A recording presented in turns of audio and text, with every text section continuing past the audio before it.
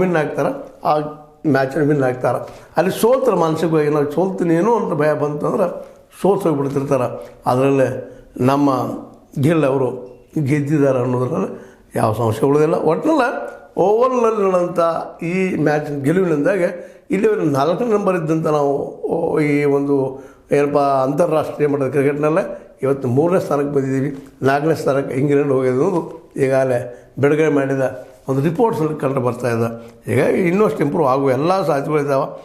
ಹೀಗಾಗಿ ಇದು ಪಂದ್ಯ ಈ ಒಂದು ಎಲ್ಲ ರಾಷ್ಟ್ರಗಳಿಗೂ ಸಹಿತ ಏನಪ್ಪ ಅಂದ್ರೆ ಭಾರತ ಬಲಿಷ್ಠದ ಪಟ್ಟು ತೋರಿಸಿಬಿಟ್ಟಂಗಾಗಿದೆ. ಜೊತೆಗೆ ಈ ಗಿಲ್ ಪಡೆ ಮಾತ್ರ ಇದಕ್ಕೆಲ್ಲ ಕಾರಣಕರ್ತರು. ಹೊಸ ಹುಡುಗರು ಇವತ್ತು ಗೆದ್ದಿದ್ದು ನಿಜವಾಗಿಯೂ ನಮ್ಮ ಕ್ರಿಕೆಟ್ಗೆ ದೊಡ್ಡ ಭವಿಷ್ಯ ಇದೆ ಅನ್ನೋದು ಮಾತ್ರ ಅಷ್ಟ ಸತ್ಯ ಅಂತ ಹೇಳ್ತಾ, ಜೊತೆಗೆ ಇದು ಇನ್ನಷ್ಟು ಬೆಳೀಲಿ. ಆದರೆ ಅದೇ ಕಾಲಕ್ಕೆ ಇದೊಂದು ಆಟ ಆಗಿ ಇಡೀ ವಿಶ್ವವನ್ನು ಮನಸ್ಸಿಗೆ ಗೆಲ್ಲುವಂಥ ಒಂದು ದೊಡ್ಡ ಶಕ್ತಿಯಾಗಿ ಬೆಳೀಲಿ ಅಂತ ಹೇಳ್ತಾ, ಅದರಲ್ಲೂ ಭಾರತದ ಕ್ರಿಕೆಟ್ ಅಂತ ಇನ್ನೂ ಎತ್ತರಕ್ಕೆ ಇರಲಿ ಮತ್ತು ಗೆಲ್ಲ ಬೆಳಗಂತ ನಿಶ್ಚಿತವಾಗಿ ಗೆಲ್ಲ ಮುಂದಿನ 50 ವರ್ಷ ಕ್ಯಾಪ್ಟನ್ಶಿಪ್ ಸರಿಲಿಕ್ಕಿಲ್ಲ ಅನ್ನಿಸ್ತದ. ಯಾಕಂದ್ರೆ ಅಂಥ ಪ್ರತಿಭೆ ಅವನಲ್ಲದ, ದೈಹಿಕ ದಾಢ್ರ್ಯನೂ ಅಲ್ಲದ, ಜೊತೆಗೆ ಪ್ರತಿಯೊಬ್ಬರ ಜೊತೆಗೆ ಅವನ ವ್ಯವಹಾರ, ಆಟಗಾರರ ಜೊತೆ ವ್ಯವಹಾರ ಅತ್ಯಂತ ಆತ್ಮೀಯ ಮತ್ತು ಪ್ರೀತಿಯಿಂದ ಕೂಡಿದೆ ಅಂತೇಳಿ ಅವ್ರು ಸಹ ಆಟಗಾರರು ಹೇಳ್ತಾ ಇದ್ದಾರೆ.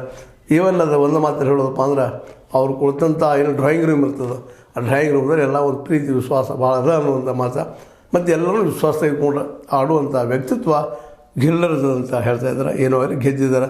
ಗೆದ್ದಾಗ ಭಾಳ ಹೋಳಿಗಿಂತಲೂ ಸೋತಾಗ ಭಾಳ ತೆಗಳಿಗಿಂತಲೂ ಒಳ್ಳೆಯ ಸಾಧನೆ ಮಾಡಿದ್ದಾರೆ. ಇದಕ್ಕೆ ಗುಡ್ ಲಕ್, ಅವ್ರಿಗೆ ಒಳ್ಳೆಯದಾಗಲಿ ಅಂತ ಹೇಳ್ತಾ ನಿಮ್ಮ ಲೈಕ್ ಮಾಡಿ, ಶೇರ್ ಮಾಡಿ, ಕಮೆಂಟ್ ಮಾಡಿ, ಜೊತೆಗೆ ಸಬ್ಸ್ಕ್ರೈಬ್ ನಿಲ್ಲಿಸಬಾರ್ದು. S60 ನ್ಯೂಸ್ ಅರ್ಥ ಸೀತಾರಾಮದು ಸತ್ಯದ ಕೈಗಳಲ್ಲಿ ವಂದನೆಗಳು.